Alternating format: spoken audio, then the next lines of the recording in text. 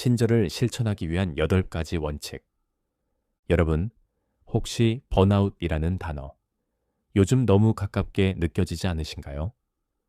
매일같이 스트레스에 시달리고 압박감에 짓눌려 친절 같은 건 사치처럼 느껴질 때가 있습니다.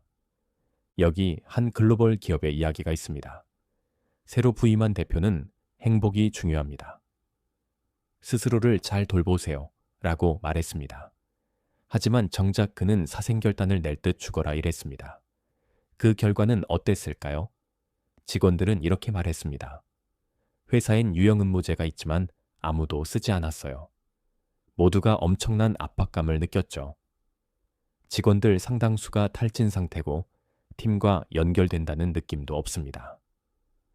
말뿐인 친절, 스스로를 돌보지 않는 리더가 만든 부정적인 문화의 전형입니다.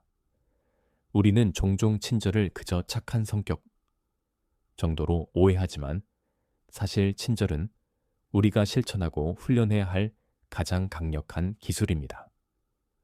오늘은 우리의 일과 삶을 근본적으로 바꾸는 친절을 실천하기 위한 8가지 원칙에 대해 깊이 있게 이야기해 보겠습니다. 원칙 1. 친절은 당신으로부터 시작된다. 모든 변화의 시작은 나 자신입니다. 그리고 친절의 첫 번째 대상도 바로 나여야 합니다. 이것을 자기 친절이라고 부릅니다. 여기에는 3가지 중요한 영역이 있습니다. 첫째는 자기 대화입니다. 난 역시 안 돼. 왜 이렇게 멍청할까? 스스로에게 이런 말을 하고 있진 않나요?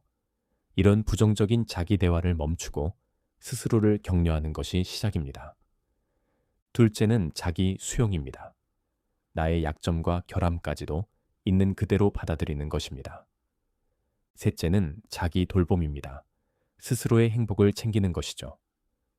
우리가 스스로에게 친절할 때 우리는 주변 사람들에게 가장 강력한 롤 모델이 됩니다. 당신도 그래도 괜찮다는 무언의 허락을 주는 셈이죠. 그런데 이 자기 친절, 왜 이렇게 힘들까요? 가장 큰 이유는 우리 뇌에 있는 도마뱀 뇌, 즉 편도체 때문입니다. 원시 시대 편도체는 적이, 맹수가 온다, 도망쳐라며 우리를 지켜주는 생존 장치였습니다. 문제는 현대 사회는 맹수가 없는데도 이 편도체가 여전히 과도하게 경고를 보낸다는 겁니다. 상사의 질책, 동료의 비웃음, 금전적 손실 같은 것을 편도체는 생존의 위협으로 받아들입니다. 그래서 우리는 잊지도 않을 최악의 시나리오에 사로잡혀 공포에 떨곤 하죠. 이 도마뱀 뇌를 이해하고 진정시키는 방법을 아는 것. 이것이 친절한 자기 대화의 첫걸음입니다. 또 다른 이유는 자기 돌봄은 이기적이라는 오해 때문입니다. 하지만 건강한 정신과 공감 능력을 유지하려면 자기 돌봄은 선택이 아닌 필수입니다. 우리는 왜 스스로를 돌보지 못할까요? 너무 바쁘다고 생각하기 때문입니다. 이번 마감만 끝나면 새해부터는 모든 게 진정되는 2주 후에나 혹시 눈치채셨나요? 우리의 행복과 평온은 항상 저기 2주 뒤에 있습니다. 이것이 바로 바쁨 오류입니다. 하지만 기억하세요. 가장 바쁘고 아드레날린이 솟구칠 때 바로 그때가 자신에게 쉬는 시간을 줘야 할 약간의 자기 친절이 가장 절실하게 필요한 때입니다. 원칙 2. 기대를 명확히 하라. 친절한 조직과 그저 좋은 조직의 결정적인 차이가 바로 여기에 있습니다. 목표를 달성하지 못하는 일은 언제나 생깁니다. 이때 무엇이 부족했는지, 어떻게 해결할지에 대한 명확한 기준과 공감대가 없다면 사람들은 그 상황을 친절하게 받아들이지 못합니다. 기대가 명확할 때 설사 그 기대가 높다 하더라도 사람들은 심리적 안정감을 느낍니다. 만약 당신이 리더라면 3가지 B를 명확히 해야 합니다. 바로 우리가 나아갈 방향인 비전, 의사결정의 기준이 되는 가치, values, 그리고 각 팀원이 해내야 할 측정 가능한 가치, value입니다. 명확한 바운더리와 피드백은 불친절한 게 아니라 가장 친절한 접근 방식입니다. 원칙 3. 주의 깊게 귀 기울여라. 우리가 타인에게 줄 수 있는 가장 따뜻한 선물은 그 사람의 말을 진심으로 듣는 것입니다. 이보다 더 친절한 일은 없습니다. 이는 단순히 상대가 말할 때 조용히 있는 게 아닙니다. 그 사람이 하는 말뿐만 아니라 그 말을 하는 방식, 그리고 미처 말로 하지 못한 이야기에까지 관심을 기울이는 것입니다. 그래서 경청은 단순한 행동이 아니라 계속해서 다듬고 연습해야 하는 고도의 기술입니다. 원칙 4. 항상 사람이 먼저, 일은 그 다음이다. 한 사람이 인생에서 가장 힘든 시기를 겪고 있는데 여전히 최고의 성과를 내야 한다고 기대하는 것. 이것은 비현실적이고 솔직히 말해 잔인한 일입니다. 사람은 기계가 아니니까요.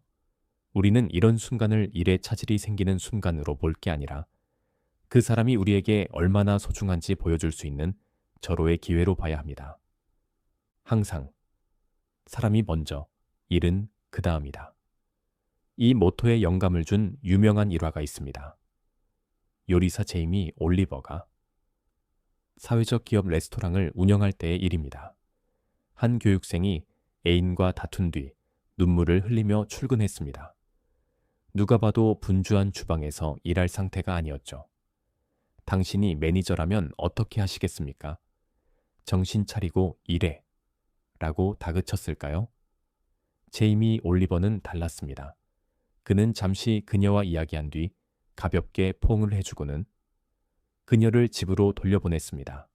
그는 알았습니다. 지금 그녀에게 필요한 건 참고 버티는 게 아니라 한 발 물러서는 것이라는 걸요. 당장 주방 일손 하나가 부족해졌지만 그는 그 교육생의 정신 건강을 지켰고 더 큰 문제가 생기는 것을 막았습니다. 우리 모두에겐 그런 연락을 받는 순간이 옵니다. 가까운 사람의 사망, 끔찍한 사고, 무서운 질병의 진단. 그런 연락이 왔을 때 우리의 유일한 출발점은 사람 먼저여야 합니다. 조직의 일은 그 뒤로 밀려야 합니다. 사실 그런 연락을 하는 당사자야말로 나 때문에 팀이 힘들어지면 어떡하지? 라며 가장 큰 죄책감을 느끼고 있습니다. 우리가 할 일은 그 사람의 도마뱀 뇌를 진정시키고 괜찮다. 일은 우리가 어떻게든 할 테니 당신 자신만 챙겨라라며 두려움과 죄책감을 덜어주는 것입니다. 원칙 5. 겸손하라. 인도의 양탄자 수출업체 자이푸르 러그즈의 창업자 초대하리는 사업계의 간디라고 불립니다. 그는 4만 명의 직조공을 착취하는 대신 그들을 최우선에 두는 방식으로 세계적인 성공을 거두었습니다. 그의 사업 철학은 이 한 문장으로 요약됩니다. 당신의 사업에서 그 무엇보다 선함과 공정함, 그리고 특히 사랑을 중시하라. 그러면 이익은 저절로 따라올 것이다. 이것이 겸손의 힘입니다. 직장에서 공이 누구에게 있는지 신경 쓰지 않을 때 위대한 일들이 일어납니다. 우리가 스스로 빛나는 별이 되기보다 남을 비추는 스포트라이트가 되기를 선택할 때 진짜 신뢰와 팀워크가 살아납니다. 원칙 6. 그들이 원하는 대로 그들을 대접하라. 우리는 흔히 내가 대접받고 싶은 대로 남을 대접하라는 황금률을 배웁니다. 하지만 진정한 친절은 한 단계 더 나아갑니다. 그들이 원하는 방식으로 그들을 대하는 것입니다. 왜냐하면 내가 원하는 것과 상대방이 원하는 것이 다를 수 있기 때문입니다. 이를 위해선 관대한 사고방식, 즉 풍요적 사고방식이 필요합니다. 한 요리사에 대한 이야기가 있습니다.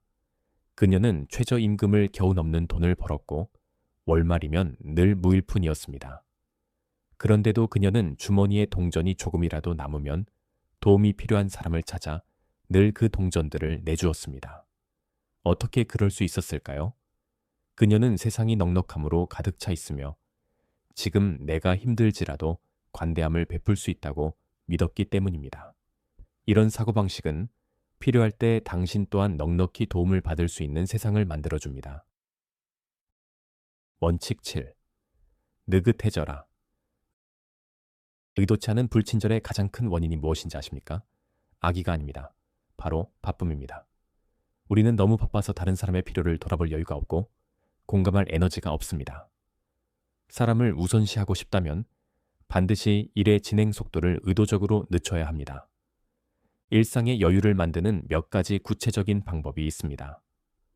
첫째, 모든 일에 여유 시간을 추가하세요. 둘째, 아무에게도 방해받지 않고 집중하는 깊은 작업, 시간을 일정표에 확보하세요. 셋째, 머리가 복잡할 때 산책할 시간을 만드세요. 걷기는 우리를 현재에 집중하게 만듭니다. 넷째, 반응하기 전에 잠시 숨을 고르며 멈추세요. 속도를 늦추면 충동적인 반응을 줄이고 배려와 공감을 발휘할 공간이 생깁니다. 원칙 8. 친절은 당신 한 명으로 끝나지 않는다. 첫 번째 원칙이 나에서 시작했다면 마지막 원칙은 우리로 완성됩니다. 친절하다는 것은 나 한 사람을 뛰어넘어 친절의 힘이 퍼져나가도록 문화 건설자가 되는 것을 의미합니다. 그렇다면 어떻게 친절의 문화를 만들 수 있을까요? 먼저 친절을 1순위에 두고 채용해야 합니다. 태도를 보고 채용하라. 나머지는 가르칠 수 있다. 는 말이 있습니다. 이력서에서 정기적인 자원봉사 활동이나 사람 중심의 태도가 빛나는 사람을 찾아보세요. 다음으로 친절을 가로막는 장벽들을 제거해야 합니다. 사람들이 친절을 베풀지 못하게 막는 불필요한 규칙이나 불친절한 관리자가 있다면 그거부터 바꿔야 합니다. 마지막으로 갈등의 순간에 친절을 발휘해야 합니다. 아무리 마음이 맞아도 갈등은 피할 수 없습니다. 이때 해로운 문화는 가장 목소리 큰 사람이 이기도록 방치합니다. 무조건 피하려고만 하는 좋은 문화는 생산성이 낮습니다. 하지만 건강한 문화는 다릅니다. 갈등이나 의견 차이를 더 나은 답을 찾기 위한 도전으로 받아들입니다. 친절의 정의 중 하나는 피해를 제한시키는 것임을 잊지 마세요. 우리가 모든 걸 알지 못한다는 사실을 인정하고 다른 관점을 통해 더 나아갈 수 있음을 받아들일 때 갈등은 친절로 승화될 수 있습니다. 결론. 친절을 실천하기 위한 8가지 원칙은 결국 하나의 이야기로 이어집니다. 친절은 나 자신을 돌보는 것에서 시작해 그 힘으로 타인을 공감하고 느긋하게 겸손하게 명확한 환경을 만들어 결국 우리 모두가 속한 문화를 바꾸는 여정입니다. 우리가 행한 한 번의 친절한 행동은 결코 그 한 번으로 끝나지 않습니다. 그것은 자체로 생명력을 갖고 기하급수적인 파급 효과를 만들어냅니다. 우리의 진짜 임무는 단지 친절한 사람이 되는 것을 넘어 다른 모든 사람을 위해 친절을 베풀 수 있는 공간과 분위기, 그리고 이유를 만들어주는 것입니다. 당신의 친절이 그 시작이 될 수 있습니다.